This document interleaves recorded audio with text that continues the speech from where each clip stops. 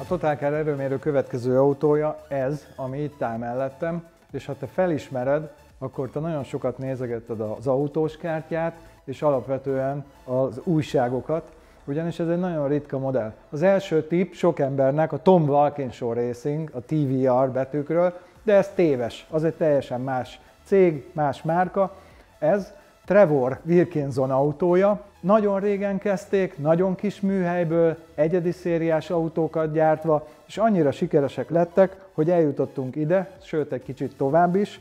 Ez a TVR Chimera. Ez a modell a görög mitológiából származik. A Chimera volt az az állat, aminek oroszlán teste volt, kígyó farka, és a gerincéből egy kosfej állt ki, ami tüzet lélegzett. Egyébként benne van a poén is a Chimera elnevezésbe, ugyanis az orvostudományban most is használják, amikor két génállományból áll össze egy állat, és ez az autó tényleg két génállományból állt össze, mert van benne egy V8-as motor, ami egyébként alapjaiban a Rovertől származik, egy 4000 köbcentis nyomórudas, illetve van egy sportautó, ez tényleg két génállomány. A teljesítménye ennek a motornak 220 és 250 lóerő között van valahol, egész pontosan nem tudjuk, mert nagyon sok dologtól függött, és ez a sok dolog nem csak az, hogy hétfőn csinálták vagy pénteken, hanem hogy melyik piacra, milyen kivitelbe szánták, de azt mondjuk, hogy 220 lóerőt biztos tudni fog,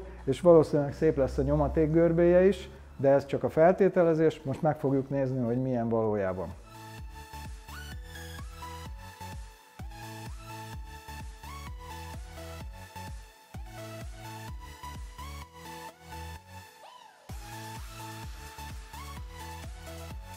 Mióta van nálad az autó? 2 éve van nálam. Kirepültem érte Angliába, megvettem, és ennyi. Tehát nem bonyolult hozzájutni. Ja, kint Angliában nem, de azért itt Európában viszonylag kevés van. Magyarországon meg egyáltalán van ebből az autóval? Magyarországon nincs forgalomba helyezve TVR, és soha nem is volt. Tehát sem ez a típus, sem más, ez a márka itt nem létezik. Milyen használni egy ilyen TVR-t? És most itt nem a jobb kormányosságára gondolok, hanem mint Persze. autó. Hát én úgy gondoltam, mikor úgy döntöttem, hogy megveszem, hogy szinte nem érdekel. Tehát ha csak egy szoborként áll, és nekem van egy ilyenem, az nekem elég lett volna. Ehhez képest abszolút pozitív csalódás, tehát ez egy kényelmes utazóautó, nagyon-nagyon szép hanggal, ami számomra egész, tehát ha más nincs, akkor ez is szórakoztató. Egyébként pedig jól fordul, jól megy, teljesen egy élhető. És most így óvatosan megkockáztatom, hogy üzembiztos autó. Fogyasztása 11-2 liter. Igen, ezt szokták mondani kint Angliában is, hogy ez így magán hordozza a kézigyártás minden előnyét és hátrányát, és hogy nincs két egyforma, mert ugye úgy csinálják, ahogy sikerül, ez tényleg így van? Vagy? Biztos vagyok benne, hogy így van, mert jól láthatóan kézi munkával készül, a beltéren abszolút ez tetten érhető, és hát alkatrészt, ha akar hozzávenni az ember, ott is sokszor előjön az, hogy le kell mérni, hogy melyik verzió való a tiédbe, mert sem alvásszám, sem semmilyen évjárat alapján nem tudják megmondani, hogy a hosszú vagy a rövid verziójú X dolog van a tiédbe. Említetted, hogy korábban MX-5-öztél, sok MX-5-ösöd volt. Ahhoz hasonlítva milyen ez az autó?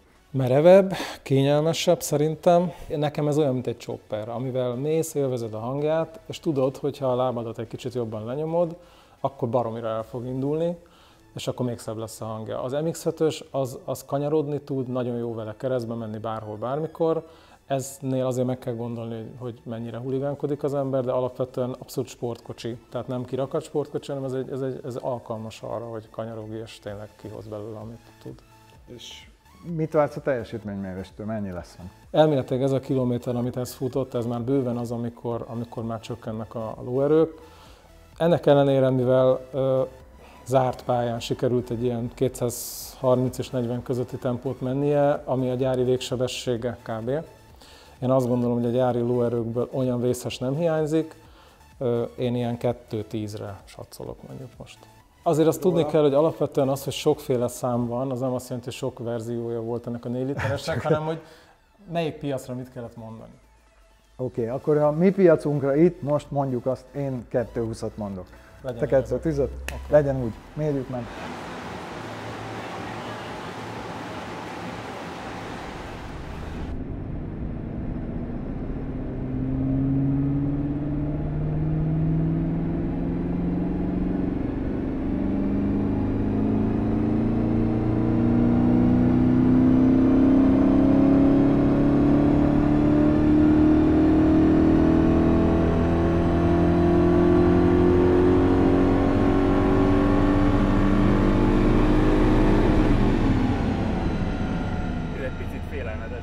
meg volt a TVR mérése, és ki kell megint mondjam, hogy a klasszikus szép görbéket kaptunk, mert ahogy nő a fordulat, egy meredekséggel végignő a teljesítménygörbe, majd elkezd laposodni, és egy viszonylag szép, hosszú tartományban 4005-től egész a leszabályozási fordulat számig végig 200 lóerő fölött van. Noha a maximális teljesítménye nem érte el a 225-öt, ami a gyári adat, csak 213-at, de mellesleg kaptunk egy nagyon szép nyomatékgörbét is, ami 300 Newton közelében van itt a középső tartományban, de már 2000-nél is 260 körül van. Úgyhogy ha tekintetbe vesszük, hogy ez az autó alig több mint 1 tonna, tényleg csak néhány kilóval, ezek azért elég dinamikus mozgásra tudják bírni. És mit mond a tulajdonos? Magam alatt vagyok teljesen, a hiányzó 10 nem tudom kiszámolni hány lóerő miatt. Nem, azt gondolom, hogy én számítottam rá, hogy kevesebb lesz, egyrészt mert a TVR mindig is optimista volt a saját számaival, másrészt pedig ismert dolog, hogy a vezérműtengely, ami a gyenge része a motornak, azt a TVR gyártotta ebbe a Rover blokkba, az veszít a bütyök magasságából a kilométerekkel, és ennél az autónál is nyilván itt a korból adódóan már valamennyit kophatott.